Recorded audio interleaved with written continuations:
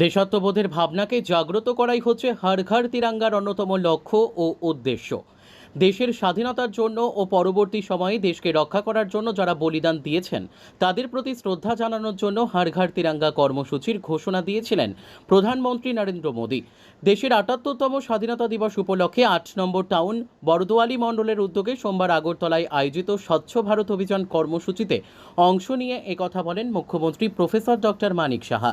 মুখ্যমন্ত্রী বলেন, প্রধানমন্ত্রী নরেন্দ্র মোদী ২০২২ সালে ১৫ই আগস্ট স্বাধীনতা দিবসকে সামনে রেখে হর ঘর তিরঙ্গা কর্মসূচির ঘোষণা করেছিলেন, যেখানে ১৩, ১৪ ও ১৫ই আগস্ট ৩ দিনের কার্যক্রম রাখা হয়। প্রধানমন্ত্রীর হর ঘর তিরঙ্গা কর্মসূচি ঘোষণা দেওয়ার মূল উদ্দেশ্য হচ্ছে যারা দেশের জন্য ও দেশের সার্বভৌমত্ব রক্ষার প্রশ্নে বলিদান দিয়েছেন তাদের সম্মান করা। হর ঘর তিরঙ্গা মানে প্রতিটি ঘরে জাতীয় পতাকা উত্তোলন করা, সমস্ত স্কুল কলেজে জাতীয় পতাকা উত্তোলন করা, সামাজিক সংস্থাগুলিকেও এই কর্মসূচিতে অংশ নেওয়া। ২০২৩-এও সেই কর্মসূচি পালন করি, এবার ২০২৪-এও সেই ধারা অব্যাহত রয়েছে। সরকারিভাবেও নানা কর্মসূচি হাতে নেওয়া হয়েছে। আজ আগরতলায় স্বচ্ছ ভারত অভিযান কর্মসূচি করা হয়েছে।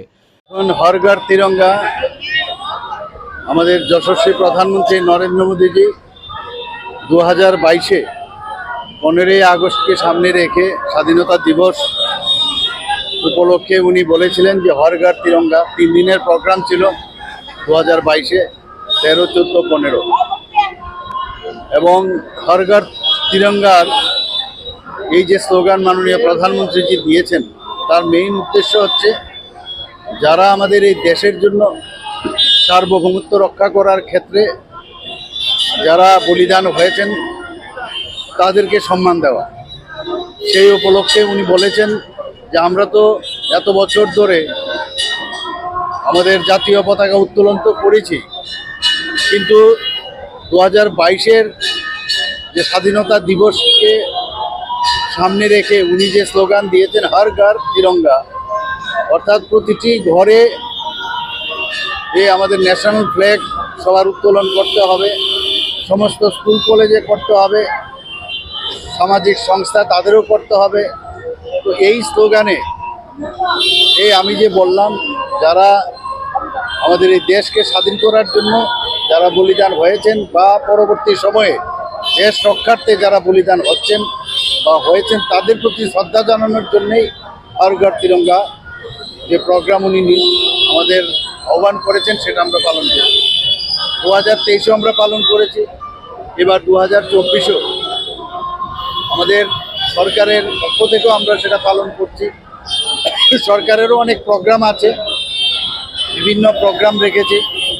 সেখানে আজকের যে আমরা এখানে স্বচ্ছ ভারত অভিযান যেটা আজকে করলাম আমরা এখানে, তো সমস্ত ত্রিপুরাতেই সেটা হবে। আজকে আমি এখানে যোগদান করেছি, আমার সাথে আমাদের মেয়র সাহেবও আছেন, অন্যান্য নেতৃবৃন্দও আছেন।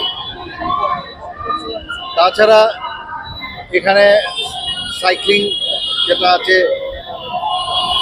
এছাড়া পদযাত্রা, এবং আরেকটা যেটা খুব বড় একটা বিষয় যেটা ২০১৪-তে যে পার্টিশনের পরে যে বিভীষিকা হয়েছিল, যে তার বিষয়ে আমাদের একটা প্রোগ্রাম আছে ১৪ তারিখ।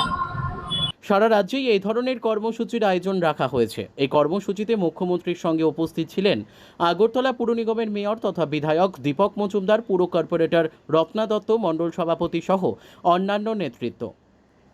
সাফাই অভিযানে অংশ নেন মুখ্যমন্ত্রী সহ অন্যান্য বিশিষ্ট ব্যক্তিগণ। Bureau report, news daily Bharat.